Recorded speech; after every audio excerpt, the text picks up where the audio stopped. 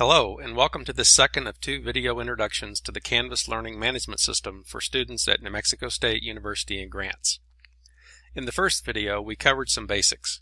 We learned that Canvas is just a couple of years old, developed by a new company called Instructure. Canvas is web-based, and it's recommended that you use the Firefox browser. And you can access your Canvas courses with mobile devices, at least those that run on the iOS or Android operating systems. The first video emphasized the global features of Canvas that are on display when you first log in. These global features apply across all of your courses. Your recent activity stream and your conversations, reached through the inbox link, may include information from each of your Canvas courses. In this movie, we're going to spend our time within one Canvas course. We won't cover everything that you can do in Canvas, but we'll go over the primary features and functions you can expect to use in a typical Canvas course. I'll be using an online course I'm still developing for the spring 2013 semester, Educational Psychology. This is my course homepage, as you would see it in your student view. I want to start with a very important point. No two Canvas courses will look the same or be organized in the same way. Canvas provides instructors with a lot of flexibility in how they structure their courses.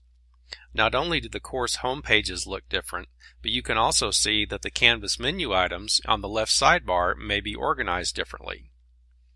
So keep this in mind as you watch. Every course is going to be different.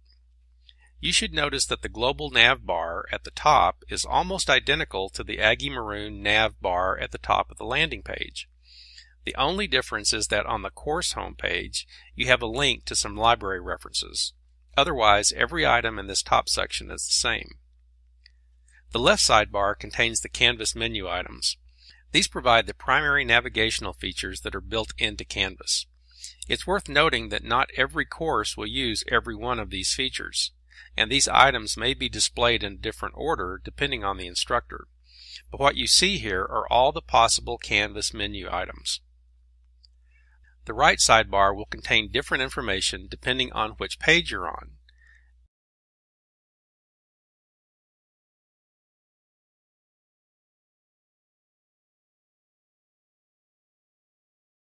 And in some cases, it won't appear at all.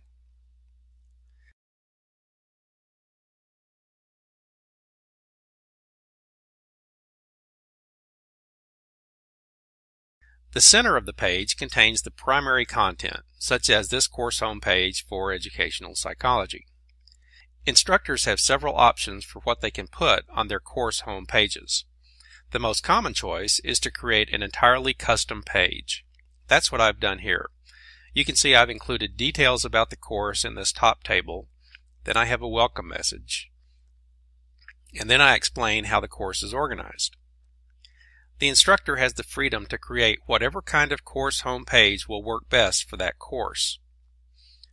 Other home page options you may see used are the list of modules, the list of assignments, or the syllabus page. Let's look at the syllabus. There are several options for communicating the syllabus information to students. In my course, I've chosen to present the syllabus as a separate page from the home page.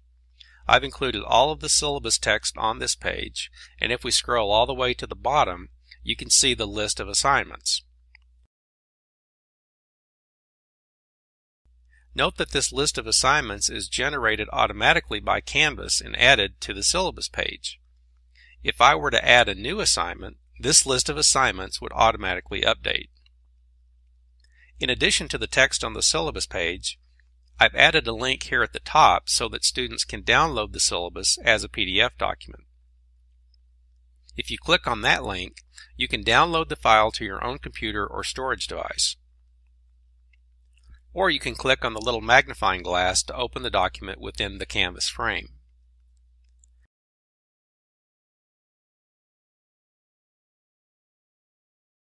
Click on the minimize link below to close the window. Or you can click the little up arrow, which in Canvas is the icon for opening a new browser tab or window. Most instructors will provide a link for a downloadable syllabus.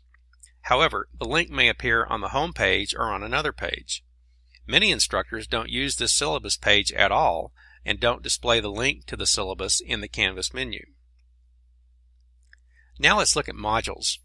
Canvas provides modules as a convenient way for instructors to organize their courses. You'll see courses most often organized by weeks or sequential units, or, as I've done, by the chapters in the textbook. Modules provide instructors with three very useful capabilities. First, a module can contain any type of course content. Looking at my introduction module, for example, these little icons indicate that these items are pages. The little dialog bubble is the symbol for a discussion, and the Q in the yellow circle indicates a quiz. So if we click on the Introduction Module Overview page, we'll go to that page, and you can see over on the left that the page menu item is highlighted. Now let's click on the Introduce Yourself discussion, and you can see discussions highlighted.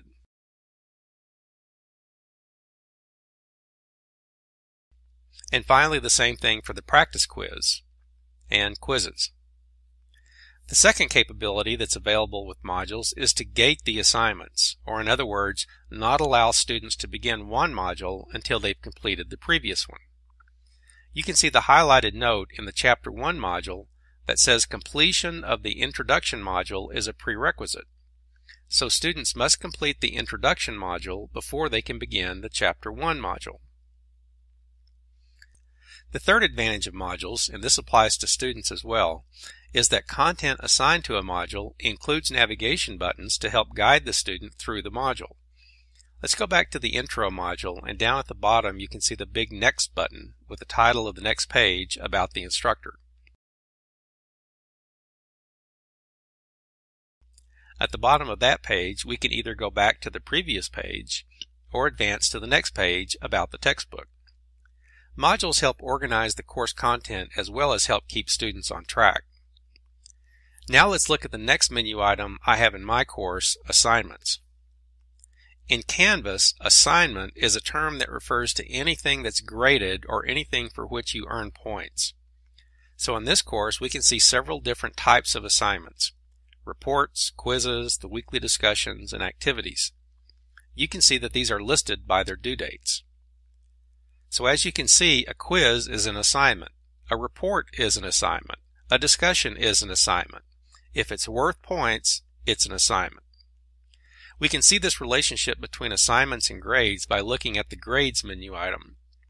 The graded items are simply all of the assignments. As you complete the assignments, your scores will appear in this list of grades. I hope you're starting to get a feel for how integrated and interrelated Canvas is. You can take multiple paths to get to the same content. For example, let's look at the different ways you can find just one assignment. Back in Modules, we can see that in our Introduction module we have two assignments that are worth points: the Introduce Yourself discussion, remember the quote bubble icon, and the practice quiz. The discussion assignment is due January 21st and it's worth 40 points. Click on the link from here and you'll go straight to the assignment, which you can see is a discussion. The assignment is to reply to this post and introduce yourself to the class. So after you've read through the instructions and prepared your response, come down to the reply box, click inside, and type your response. Then don't forget to click the Post Response button. You could also paste your response from a text editor or word processor. Note the big message at the bottom. Many discussion assignments are created by instructors such that students have to post their own replies before they can read any of their classmates' replies. Okay, so we got to this discussion assignment by clicking on the link in the module view. But here are some other ways we could have arrived at this assignment. On the Introduction Module Overview page, there's a link to the assignment.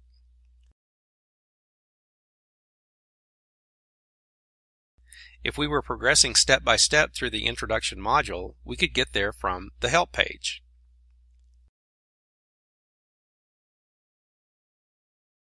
There's a link to it from the list of assignments, and there's a link to it in the list of discussions. That's 5 different ways to get to this discussion assignment from 5 different logical contexts. The Canvas designers understood that different people organize their thoughts differently. As a result, as you go through each of your courses, you'll have some flexibility in choosing which methods work best for you based on how your instructors set up their specific courses. The last Canvas item I want to mention is announcements. Again, each instructor will use announcements differently. But a key point to remember as a student is that if you reply to an announcement, your reply is posted to the entire class. You are hereby warned. So in this second part of your introduction to Canvas, we've covered the home page, the syllabus, modules, assignments, discussions, and announcements. That should be enough to get you started with Canvas. If you have any questions or run into problems, use the help resources that have been referenced in these two movies. Feel free to contact me if you have any suggestions or comments about the material presented in these movies, or if you want to recommend other topics for future student tutorials. Good luck in your academic pursuits at New Mexico State University. I'm Steve Stockdale, and I'll see you around Canvas.